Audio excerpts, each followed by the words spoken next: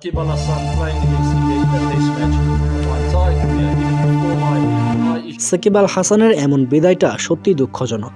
ইন্ডিয়ার বিপক্ষে test match চলাকালীন হঠাৎ করে কেন এমন সিদ্ধান্ত নিলেন তিনি?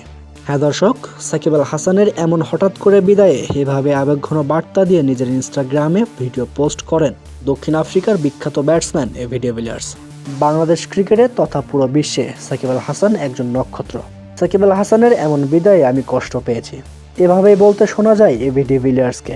সাকিব সম্পর্কে তিনি আরও বলেন, হেড পজিশন ঠিক করার জন্য তিনি নানা সময় নানা ভঙ্গিতে খেলতে থাকেন, কখনো হেলমেটের ফিতায় কামড় দিয়ে, আবার কখনো জার্সির কলারে। এটা একটা ক্রিকেটারের জন্য যে কতটা কষ্টকর সেটা আমিও জানি, কারণ একটা সময় আমারও এমন সমস্যা ছিল।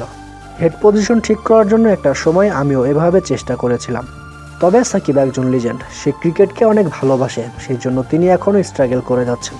তিনি আরও বলেন, আমি আমার ক্যারিয়ারে সাকিব আল হাসানের মতো স্ট্রাগল করা প্লেয়ার কখনো দেখিনি।